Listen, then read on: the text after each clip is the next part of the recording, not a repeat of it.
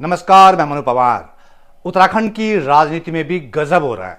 जो मुद्दे या जो मसले विपक्ष को यानी कांग्रेस को उठाने चाहिए वो खुद बीजेपी के बड़े बड़े नेता उठा रहे हैं। पूर्व मुख्यमंत्री त्रिवेंद्र सिंह रावत ने संसद में उत्तराखंड में खनन माफिया की हावी होने का मुद्दा क्या उठा दिया। धामी सरकार में खलबली मच गई। यह देखा गया है कि राज्य सरकार और प्रशासन के स्पष्ट निर्देशों के बावजूद खनन माफिया द्वारा रात के समय ट्रकों का अवैध संचालन धड़ल्ले से किया जा रहा है। इन ट्रकों में भारी मात्रा में ओवरलोडिंग की जाती है और बिना किसी वैध अनुमति के खनिजों का परिवहन किया जाता है। त्रिवेंद्र सिंह रावत ने उत्तराखंड में अपनी ही पार्टी की सरकार को कठघरे में खड़ा कर दिया।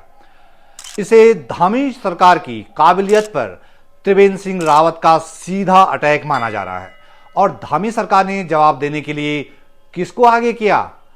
उत्तराखंड के खनन सचिव ब्रजेश कुमार संत को, जिस पर त्रिवेंद्र सिंह रावत ने जवाब दिया कि शेर कभी कुत्तों का शिकार नहीं करता। यह बात कहना कि अवैध खनन हो रहा है या बढ़ रहा है, ये पूर्णतः निराधार, भ्रामक और असत्य है। जो वहाँ के अधिकारी हैं उनका कहना भी इस बात बयान आया है कि ऐसा खनन का कोई नहीं है, यहाँ पर सब चीजें ठीक करें। आप उनके बयान को किस तरह देखते हैं? अधिकारी की बातें मुझे कुछ नहीं कहना है। वो कहते हैं ना कि शेर कुत्तों का शिकार नहीं करते। ये बेहद सख्त बयान है। ऐसे में ये जानना बहुत जरूरी है कि आखिर त्रिवेंद्र सिंह रावत पुष्कर सिंह धामी पर इतने हमलावर क्यों हैं। जो धामी बीजेपी के शीर्ष नेतृत्व के लाडले हैं, उन पर त्रिवेंद्र के इन राजनीतिक हमलों के क्या मायने हैं। और सवाल यह भी है कि आखिर उत्तराखंड में बीजेपी के टॉप के नेताओं के बीच आखिर चल क्या रहा है। इस पूरे घटनाक्रम को डिकोड करने के लिए मेरे साथ देहरादून से जुड़ रहे हैं गजेंद्र रावत। तो मेरे साथ देहरादून से जुड़ गए हैं senior journalist, political analyst Gajendra Rawat. Gajendra भाई, बहुत धन्यवाद समय निकालने के लिए और हमसे बातचीत करने के लिए। शुक्रिया आपका। मैं जो ये दो बयान त्रिवेंद्र सिंह रावत के आए हैं, एक तो संसद में और एक संसद के बाहर। संसद के भीतर उन्होंने जो है धामी सरकार पर जो है खनन माफिया से मिली भगत का आरोप लगा दिया संकेतों में, और बाहर कह दिया कि वो जो है शेर जो है कुत्तों का शिकार नहीं करते। तो बहुत तल्ख बातें कही गई हैं। ये जो अचानक Trivendra Singh Rawat angry young man की भूमिका में दिख रहे हैं, ये क्या चक्कर है? क्या समझ पा रहे हैं आप इसे? मुझे लगता है आपको थोड़ा अलग इसलिए लग रहा है क्योंकि पिछले जो 10-1 साल का जो कार्यकाल रहा जब से मोदी गवर्नमेंट बनी है और विभिन्न राज्यों में इन्होंने सरकारें बनाई है, तब से जो है भाजपा के नेता जो भाजपा में शामिल हुए हैं, उन लोगों की एक प्रकार से आपने देखा कि तमाम दलों से लोग आए, बड़े बड़े नेता आए और सबके मुंह पे टेप लग गया। यानी कि आप समझ सकते हैं कि भारतीय जनता पार्टी ने उनको अपने दलों में लाकर एक प्रकार से उनकी राजनीतिक नसबंदी कर दी। और वो जो लोग दूसरे दलों में रह के बहुत बड़ी बड़ी बातें करते थे, बड़े बड़े बयान के लिए जाने जाते थे, तो अब उनको इस स्थिति में ला गया है कि भाई आप तो जो है जीवन का सुख तो लीजिए, लेकिन अब आप राजनीति पैदा नहीं कर सकते। तो त्रिवेंद्र सिंह रावत का जो ये बयान है, ये इसलिए मुझे बहुत अलग नहीं लगता कि एक राजनेता को जो है इसी प्रकार के बयान के लिए जाना जाता है। और जब आपके नाम के आगे नेता शब्द जुड़ जाता है तो निश्चित रूप से आपको तो जो है, जो आपने कुर्ता पहना हुआ है वो इसी चीज के लिए तो पहना हुआ है कि जो आपके सामने कोई बात हो रही है आप उसको मुखर होकर रखिए। लेकिन अलग इसलिए लग रहा था कि भाई सबको लगता था कि ये मोदी रिजीम है, अमित शाह रिजीम है, इस दौर में आप बोल नहीं सकते। तो जो इसलिए लोगों को थोड़ा अलग हटकर लग रहा होगा। हाँ, मतलब वही भी कह रहा हूँ कि बीजेपी में ऐसा कल्चर नहीं है, ऐसा रिवाज नहीं है कि कोई पार्टी फोरम से बाहर इस तरह खुल के बोल दे। ये तो बहुत मतलब साहस या दुस्साहस की बात है इस रिजीम में। तो मेरा मानना है कि चूंकि उन्होंने संसद में सवाल उठाया और संसद में 2 बार वही सवाल उठाया, संसद में सवाल एक्सेप्ट हुआ है और संसद में जो लोकसभा अध्यक्ष हैं, जो सरकार है, वो भारतीय जनता पार्टी की है। उन लोगों ने भी उस विषय को पढ़ा होगा। पहले कोई भी सवाल ऐसे स्वीकार नहीं किया जाता। उनको भी मालूम है कि हम गंगा की, जमुना की सफाई की बात कर रहे हैं, हजारों लाखों करोड़ रुपए की बात कर रहे हैं, पर्यावरण संरक्षण के नाम पर बात हो रही है, नदी के कटान के ऊपर बात हो रही है, नदी डाइवर्ट हो गई। हर साल जब बारिश होती है तो हरिद्वार जिले में भीषण आपदा आती है। उस आपदा का कारण यही बताया जाता है कि आपने जो है नदी नाले सब खाले खोद दिए। तो निश्चित रूप से जो जनप्रतिनिधि है, जो सांसद है, उनकी जिम्मेदारी बनती है। तो जो दोनों बार उनके बयान आए, पिछली बार भी आया और इस बार भी आया, मुझे इसमें कोई अतिशयोक्ति नहीं लगती है। और प्रत्येक जो सांसद है इस क्षेत्र का, इस प्रदेश के जितने भी लोग हैं, इन सब लोगों को यही काम करना चाहिए। आज अगर महेंद्र भट्ट वहां जो है जोशीमठ की समस्या नहीं उठाएंगे तो भाई आप राज्यसभा किस चीज के लिए जा रखे हैं? अगर अनिल बलूनी है वो इस बात को लेकर नहीं करेंगे कि आपने जो है जो श्रीनगर मेडिकल कॉलेज है उसकी स्थिति बेहतर होनी चाहिए, कोटद्वार में जो आईसीयू वाली बात है वो बेहतर होनी चाहिए, ये तमाम चीजों के लिए तो नेता होते हैं। और जो राज्य लक्ष्मी शाह है, जो आपके अजय भट्ट हैं, अजय टमटा है, ये सब इसीलिए तो राजनेता है। गजेंद्र भाई, आप कह रहे हैं कि एक जनप्रतिनिधि का ये दायित्व है, ये जिम्मेदारी है कि वो सवाल उठाए, और आप बता रहे हैं कि गंगा में जिस तरह का खनन का जो मसला है वो एक गंभीर मसला है, और सरकार भी जानती है कि भाई गंगा यमुना का जो है उनके एजेंडे में है, तो इसलिए उनका सवाल उठाना कोई बड़ी बात नहीं है। लेकिन क्या ऐसा नहीं लगता आपको कि ये बात तो त्रिवेंद्र सिंह रावत, चूंकि उत्तराखंड के ही सांसद हैं, ये सरकार को चिट्ठी लिख सकते थे, सीएम को चिट्ठी लिख सकते थे, तो पार्लियामेंट में उठाने का मतलब कहीं ऐसा तो नहीं कि एक्सपोज करना चाहते थे? ऐसा तो नहीं लग रहा है इसके पीछे मैसेज? पिछले दिनों में कार्यक्रम में टिहरी में थे, तो टिहरी के जो हमारे विधायक किशोर उपाध्याय जी हैं, वो कह रहे थे कि उन्होंने विधानसभा अध्यक्ष को एक चिट्ठी लिखी है कि उत्तराखंड में जो परिसीमन है भौगोलिक आधार पर होना चाहिए। तो मैंने उनको वहां पर रोका और हमने कहा कि आप एक चुने हुए जनप्रतिनिधि हैं, आप एक विधायक हैं, आपको वहां सवाल लगाने का अधिकार है। चिट्ठी पत्री लिखेगा तो गजेंद्र रावत लिखेगा, मनु पवार लिखेंगे, एक सामान्य जनमानस चिट्ठी लिख सकता है। लेकिन जब आप चुने हुए जनप्रतिनिधि हैं, वो सदन इसीलिए है कि आप अपने क्षेत्र की समस्याओं को उठाइए। और मुझे कहीं कोई गलत नहीं लगता उस सवाल में। भाई अभी हमने होली के दिन देखा कि ट्रैक्टर वाले ने वहां पर एक कर्मचारी के ऊपर ट्रैक्टर चला दिया, अवैध खनन हो रहा है, गोलियां चल रही है हरिद्वार के भीतर, उधम सिंह नगर के भीतर, देहरादून में अगर ये अवैध खनन हो रहा है, लोगों को मारा जा रहा है, लोगों की जो जमीनें है उसको जो है लूट लिया गया है, तो निश्चित रूप से जो जनप्रतिनिधि है वो काहे के लिए सांसद बना रखे हैं, काहे के लिए वोट दिया गया है? आप वहां जो गन्ने की लिए जाना जाता था हरिद्वार, अब वहां गन्ना किसान कह रहे हैं कि हमारे तो पानी का स्रोत डूब गया, जहां वाटर लेवल बहुत कम पर था आज वो बहुत गहरा चले गया। आपने नदी का रूट डाइवर्ट कर दिया, जैसे बरसात आती है लोगों के घरों में पानी घुस जाता है, तो इसकी जिम्मेदारी कौन लेगा? तो निश्चित रूप से मेरा मानना है कि चूंकि वो अवैध खनन है, कैग की रिपोर्ट में लिखा हुआ है इस बात को, हर साल जब कैग की रिपोर्ट आती है वो कहती है कि उत्तराखंड में अवैध खनन हो रहा है, खनन की चोरी हो रही है, तो निश्चित रूप से जो जनप्रतिनिधि है उनकी जिम्मेदारी बनती है कि उसको सवाल को विधानसभा में उठाए, और संसद में भी इसीलिए उनको भेजा गया।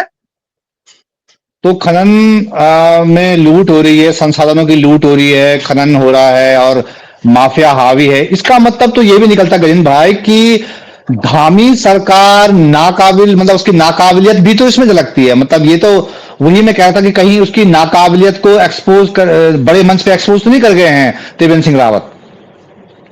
दरअसल विषय क्या है कि आपने कहा ना, एक बयान तो उन्होंने संसद के भीतर दिया जो सवाल रेज किया, दूसरा उन्होंने संसद के बाहर जो कहा, जो टीवी में चल रहा सब जगह कहा, और उन्होंने कहा कि जो शेर है वो कुत्तों का शिकार नहीं करते हैं, इसी को लेकर तो चर्चा है। तो निश्चित रूप से मेरा मानना है कि हमें भी 24-25 साल हो गए पत्रकारिता करते हुए, मैंने आज तक कभी भी किसी नेता के, किसी मंत्री के, किसी पूर्व मुख्यमंत्री के, सांसद के बयान के ऊपर, ये पहली बार है मैं अधिकारियों को बयान देते हुए देख रहा हूं। कुछ दिन पहले आपने देखा था कि जब अभिनव कुमार यहाँ कार्यकारी जो डीजीपी थे, वो हरीश रावत के और त्रिवेंद्र सिंह रावत के जितने बयान आते थे उनके ऊपर कड़ी प्रतिक्रिया देते थे, टीवी में उनके बयान आते थे। भैया आप डीजीपी हैं, आप वर्दी में हैं, आप अपना वो काम कीजिए जिसके लिए आप बने हुए हैं, या आप इन नेताओं को जवाब देने के लिए तो नहीं बने। और जो ये ब्रजेश चंद का बयान आया, जिन्होंने संसद में दिए हुए एक सांसद के बयान को, जो इशू उन्होंने रेज किया, उस इशू को रेज करते हुए जो बात कही, ब्रजेश चंद को कोई अधिकार नहीं है कि एक सांसद को आप चौराहे पर कहें आप झूठ बोल रहे हैं, आप मिथ्या है, आपकी बातें सारी असत्य है, कोई अवैध खनन नहीं हो रहा है, और वो कह रहे कि हमारा जो है राजस्व बढ़ गया है, 1000 करोड़ रुपए पहुंच गया है। अरे भाई राजस्व बढ़ाने का सवाल उठाया नहीं संसद में। उन सचिव महोदय को इस बात को अपने दिमाग में बिठाना पड़ेगा कि आप जो है यूपीएससी से निकले हुए हैं, और यूपीएससी कभी नहीं कहता कि आप किसी सांसद के, मंत्री के, विधायक के बयान को चौराहे पर दें।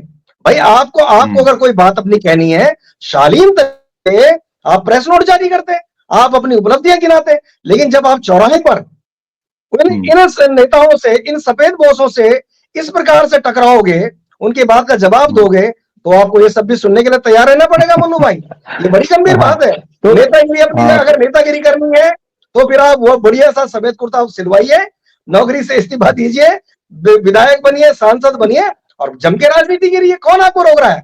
लेकिन अगर आप सरकारी सेवा में रहते हुए ये सब करेंगे, तो जो आचरण नियमावली बनी हुई है, आप उसका भी कहीं ना कहीं जो है ओवर रूल कर रहे हैं उसको।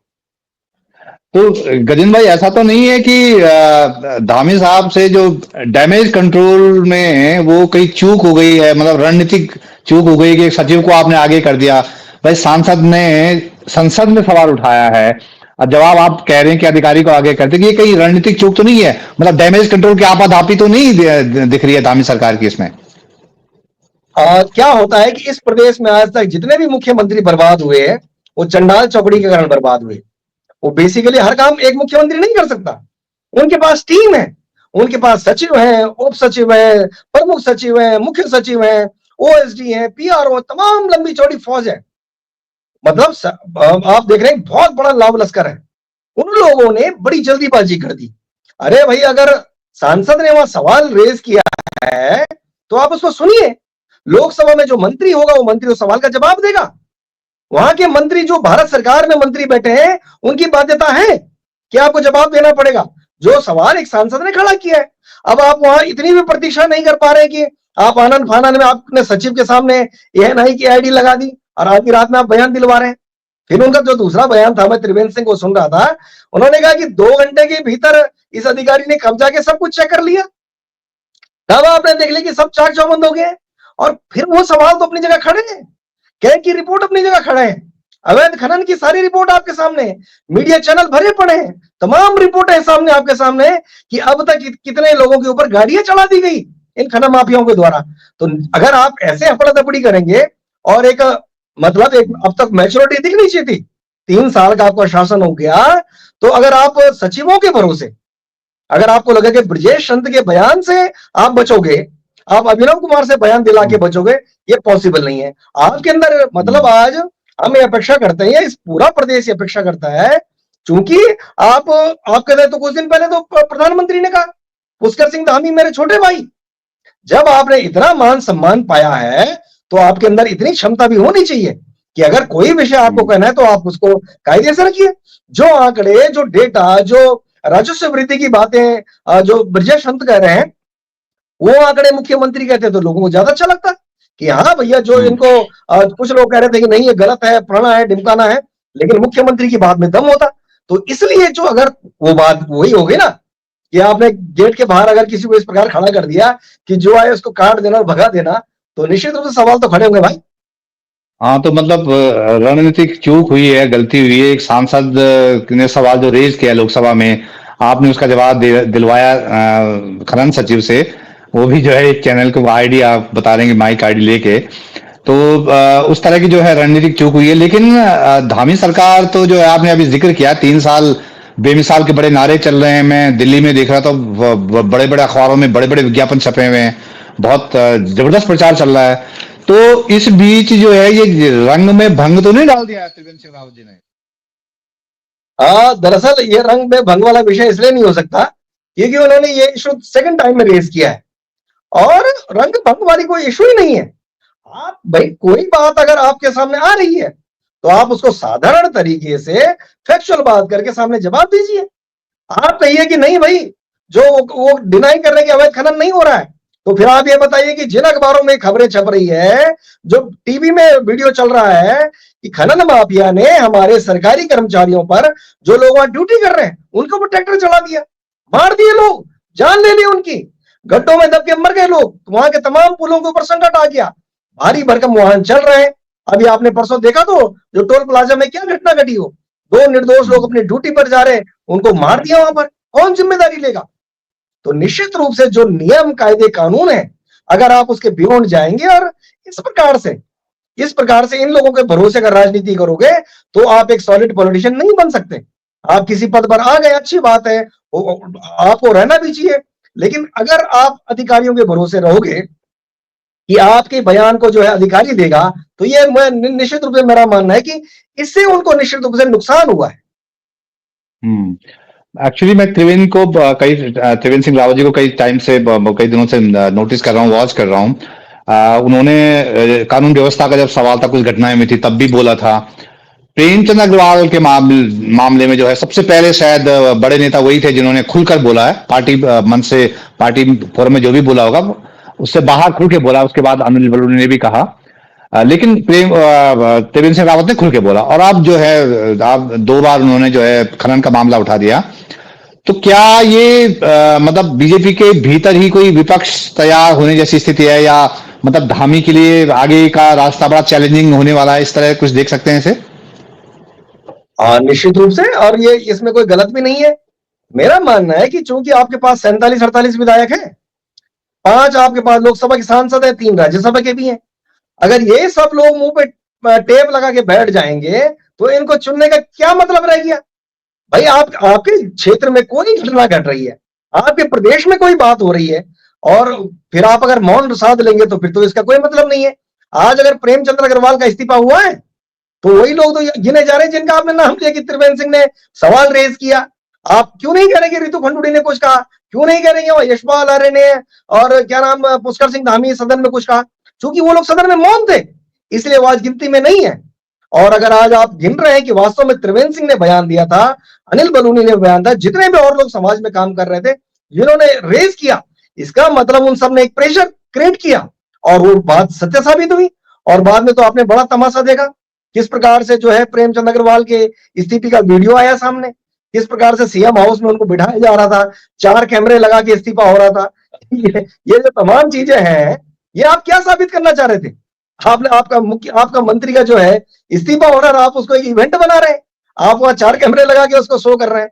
तो निश्चित रूप से मेरा मानना है कि इस प्रदेश का जो प्रत्येक जनप्रतिनिधि है, वो किसी भी पार्टी का है, किसी दल का है, वो निर्दल है, कोई कुछ भी है, जिस क्षेत्र की जनता ने उसको चुना है, उस क्षेत्र की जनता के लिए काम करना उसका पहला कर्तव्य है। उस चीज के लिए 3-4 लाख रुपए तनख्वाह मिल रही है, उनको जो है तमाम तरह के वेतन भत्ते और सारी सुविधाएं इसीलिए दी गई हैं। ये नहीं कि साहब मोदी जी की सरकार आ गई तो मुंह बंद करने के लिए कहा गया, ये बिल्कुल नहीं होना चाहिए। और किसी भी जनप्रतिनिधि के लिए बेहद जरूरी है, और उसमें कोई सरकार को कंफर्ट होना, अनकंफर्ट होना, ये सब होना एक अलग इशू है। सरकारें आती और जाती रही हैं, पता नहीं कितने मुख्यमंत्री तो आपने अपने सामने बदलते हुए देख लिए। अभी भी परसों कह रहे थे कि भाई मीडिया में गलत रिपोर्ट आ रही है, कोई परिवर्तन नहीं हो रहा है। अगर परिवर्तन नहीं हो रहा तो बताइए फिर वो प्रेमचंद अग्रवाल जी कहां चले गए? अगर वो सब अफवाह थी तो आप बताइए कि नित्यानंद स्वामी का इस्तीफा किसने लिया? आप बताइए कि खंडूड़ी की कुर्सी कैसे गई, निशंक की कुर्सी कैसे गई, विजय बगोड़ा की कुर्सी किसने खाई, त्रिवेंद्र सिंह, तीरथ सिंह, ये कितने उदाहरण आपके सामने। अगर ये अफवाहों में कुर्सियां जाती तो मेरा मानना कुर्सियां अफवाहों से नहीं, बल्कि इनके जो काम है, जो जो जिस चीज के लिए बने हुए हैं, जब ये काम नहीं करते तो निश्चित रूप से वो अफवाह नहीं है, वो सत्यता है। और इस प्रदेश में तो इतिहास है इस बात का कि मंत्री भी जा रहे हैं, मुख्यमंत्री भी जा रहे हैं, सबकी विदाई चल रही है। आपने शुरू में कहा कि जब त्रिवेंद्र सिंह रावत ने क्वेश्चन रेज किया है तो वो सबको पता रहा होगा, क्योंकि सरकार बीजेपी की है। जब प्रोसेस होती है क्वेश्चन रेज करने की, वो सब सरकार को पता होता है कि इस तरह क्वेश्चन आया, इसका जवाब भी देना है। तो मतलब ये सबको पता था। दूसरी बात यह है कि धामी साहब जो हैं बीजेपी की टॉप लीडरशिप के लाडले हैं, इसमें कोई संदेह नहीं। अभी आपने भी कहा कि मोदी जी ने उनको छोटा भाई कहा, तो क्या ये कोई बैलेंसिंग एक्ट तो नहीं है कि इधर से त्रिवेंद्र सिंह रावत जो है उनको वो कर रहे हैं, मतलब टारगेट कर रहे हैं, और इतना, क्योंकि इतना आक्रामक या इस तरह इतने कभी किसने बोला नहीं है, इसलिए थोड़ा अटपटा लग रहा है। तो ये कोई बैलेंसिंग एक्ट तो नहीं हो रहा किसी तरफ से कि भाई एक तरफ आप प्यार दुलार दिखाओ, दूसरी तरफ जो है ठोकते जाओ सरकार को या सीएम को? वो इसलिए लग रहा है कि इन 3 सालों में पुष्कर सिंह धामी की इसलिए भी बड़ी तारीफ कर रहे हैं लोग कि पुष्कर सिंह धामी ने कांग्रेस को खत्म कर दिया। जिस कांग्रेस को जो मुख्य विपक्षी दल है, उन लोगों को ये सवाल रेज करने थे, और वो आज मौन है। वो हर तीसरे दिन पुष्कर सिंह धामी को बचाने के लिए आ जा रहे हैं, और इसलिए असहज लग रहा है, या आपको अटपटा लग रहा, या आपको लग रहा है कि सरकार के खिलाफ बयान है, क्योंकि इस प्रकार के बयान, इस प्रकार के जो बातें इशू रखने की बात आती है, वो ये माना जाता है कि वो तो विपक्ष के दल ने करना चाहिए था। लेकिन विपक्ष का दल इसलिए नहीं कर रहा है कि वो मैनेज है, और ये पुष्कर सिंह धामी की काबिलियत ही कही जानी चाहिए कि उन्होंने पिछले 3 साल से विपक्ष नाम की जो कांग्रेस पार्टी मुख्य विपक्षी दल है, उसको एक तरह से जो है घर बिठा रखा है। तो गजेंद्र भाई, आखिरी सवाल मैं पूछूं आपसे। आपने बताया कि धामी साहब ने कांग्रेस को जो है वो एक तरह से बंध्याकरण कर दिया है विपक्ष का, और बहुत कंफर्टेबल पोजीशन में है, और इसका इनाम उन्हें दिया जा रहा है, शाबाशियां मिल रही है उनको। तो क्या हम ये माने कि धामी मतलब सेफ हैं अभी आगे भी, और 27 में मतलब वही लीडर रहेंगे, ऐसा कुछ लग रहा है अभी के हालातों से? आगे की तो मैं नहीं जानता, लेकिन अभी मैं इस बात को बहुत गंभीरता से देख रहा हूं कि जो कांग्रेस पार्टी है, जो मुख्य विपक्षी दल है, वो धामी उनको अपनी पिच पर बैटिंग करने के लिए बार बार लेके आ रहे हैं। सबको मालूम है कि मंदिर, मस्जिद, मजार, हिंदू मुसलमान, मदरसे का जो सब्जेक्ट है वो भारतीय जनता पार्टी का है, वो उनको राजनीतिक लाभ दिलाता है। और हमने देखा कि परसों जो है हरीश रावत की बेटी, हरीश रावत का बेटा, 4 विधायक जा रखे हैं और राधा रतूड़ी को चिट्ठी दे रहे हैं कि भाई मदरसों के खिलाफ कार्यवाही मत करो। वो खबरें खूब छप रही हैं। उन्होंने फिर हरीश रावत का हरीशुद्दून बना के सोशल मीडिया में चला दिया और बोल दिया, देखो ये मदरसों के नेता हैं, ये मुस्लिम यूनिवर्सिटी वाले हैं। अभी जब इनका बयान था ब्रजेश संत वाला, तो हरीश रावत कह रहे नहीं, अधिकारियों के बारे में ऐसे शब्द नहीं बोले जाने चाहिए। ऐसे तमाम उदाहरण हैं। और पिछले 2-3 साल में तो जितने वीडियो हरीश रावत के, कांग्रेस के नेताओं के, भारतीय जनता पार्टी ने सोशल मीडिया पर चलाए, मोदी की तारीफ के, धामी की तारीफ के, इनकी कामों की तारीफ के, तो ये निश्चित रूप से पुष्कर सिंह धामी की अपने आप में मैं मानूंगा जो उनका मैनेजमेंट है। अभी जो इतना बड़ा घटनाक्रम में आपने देखा कि यहाँ पर हमने देखा कि प्रेमचंद अग्रवाल के पुतले फूके जा रहे थे, रितु खंडूड़ी गो बैक के नारे लग रहे थे, तमाम चीजें हो रही थी। लेकिन एक बड़ा सेक्टर हमने देखा कि जहां से यशपाल आर्य चुनकर आते हैं, करण महाराज जहां के नेता हैं, जहां हरीश रावत जहां से हैं, वो एक बड़ा क्षेत्र इस प्रदेश का, ना तो वहां कोई नारेबाजी हुई, ना वहां कोई पुतला फूका गया, और एक प्रकार से ऐसा लगा ये सारे लोग कहीं ना कहीं पुष्कर सिंह धामी के साथ हैं। और निश्चित रूप से वो उनकी जो राजनीतिक चतुराई मैं मान सकता हूं, वो निश्चित रूप से उन्होंने जिस प्रकार भी मैनेज किया होगा। लेकिन जब आप मुख्य विपक्षी दल को ही अपने साथ इस प्रकार कर लोगे, तो मेरा मानना है कि जो आपकी राह है वो 27 हो चाहे 29 हो चाहे कहीं की राह हो, ये आपकी कोई भी नहीं काटने वाला है। तो अब आने वाले समय में 27 तक ये कंटिन्यू करेंगे, नहीं करेंगे, किसी प्रकार का कोई परिवर्तन होगा, क्योंकि ये पार्टी जानी जाती है परिवर्तन के लिए। हमने तो देखा है कि शाम को मनोहर लाल खट्टर की तारीफ पे पुल बांध रहे थे प्रधानमंत्री जी बगल में बैठ के, और अगले सुबह उनका इस्तीफा करा दिया गया। गुजरात में 3-3 सीएम दे दी गए एक साथ में, एक मतलब विद इन ईयर। तो पूरे देश में ये इन चीजों को ले जाने जाते हैं। ये आने वाला समय जो है तय करेगा कि इनके दिमाग में क्या चल रहा है। लेकिन बहरहाल जितनी भी स्थिति अभी तक है, उसमें ये मान सकते हैं कि विपक्ष का इस प्रकार से सत्ता के साथ में जो है घुल मिल जाना, उनके साथ जाके जो है बैठ जाना, ये लोकतंत्र के लिए बेहद घातक है। और निश्चित रूप से अगर यही स्थिति रही तो 27 में आप मान के चलिए कांग्रेस जो वर्तमान में जो जिस नंबर पर खड़ी है उससे काफी नीचे आ जाएगी। हाँ, आपने बताया कि किस तरह बंध्याकरण किया गया। मैं देख रहा था कि जब प्रेमचंद अग्रवाल वाला प्रकरण हुआ, या उसके बाद बुटोला वाला जो प्रकरण हुआ, अगले दिन फोटो छपी कि यशपाल आर्य जो है मुख्यमंत्री को गुलदस्ता देने पहुंच गए उधर। तो ये बड़ा बहुत दिलचस्प था और बहुत इंटरेस्टिंग था कि मतलब इस तरह मैनेज हो गई चीजें। तो जहां आपको अपने विधायक के साथ खड़ा होना चाहिए था, वहां आप गुलदस्ता देने पहुंच गए जो है सीएम के साथ। हो सकता है कुछ और मसला रहा हो, लेकिन टाइमिंग जो है वो बड़ी दिलचस्प थी वो। तो इसलिए आप सही कह रहे हैं कि जिस तरह बंध्याकरण किया गया है विपक्ष का, तो उससे धामी की राह जो है और आसान है। तो आखिरी सवाल मुझे एक और इसी में निकल रहा है गजेंद्र भाई, क्या हम ये माने कि त्रिवेंद्र सिंह रावत किसी की तरफ से खेल रहे हैं, या उनकी अपनी भी कोई तरफ है, मतलब वो एक है पार्टी इसमें, इस पूरे प्रकरण में? क्योंकि ये राजनीति है और इस राजनीति में कुछ भी संभव है। आप ये नहीं मान सकते कि वो जो है कोई सामान्य व्यक्ति हैं। त्रिवेंद्र सिंह रावत उन लोगों में भी शामिल थे जब खंडूड़ी हटाओ अभियान के तहत यहां से विधायक बसें भर भर के दिल्ली जाते थे। जब निशंक हटाओ को लेकर चला गया, जब उसके बाद खुद त्रिवेंद्र सिंह रावत उसका शिकार हो गए कि कहां 4 साल का कार्यकाल पूरा होने जा रहा था, या इधर उनकी कुर्सी खिसका दी गई। वो उस बात के भी साक्षी हैं कि तीरथ सिंह का 3 महीने में छुट्टी कर दी गई। तो निश्चित रूप से ये तो राजनीति है, क्रिया और प्रतिक्रिया का जो नियम है वो चलता रहेगा। और अगर वो जो भी चीजें सामने हो रही है, मेरा मानना है कि वो तो भाजपा ही तय करेगी कि आने वाले समय में वो क्या करना चाह रहे हैं। लेकिन त्रिवेंद्र सिंह रावत का जो स्टैंड है, जो वहां पर गलत काम हो रहे हैं उसके लेकर मैं नहीं मानता कोई गलत बात है।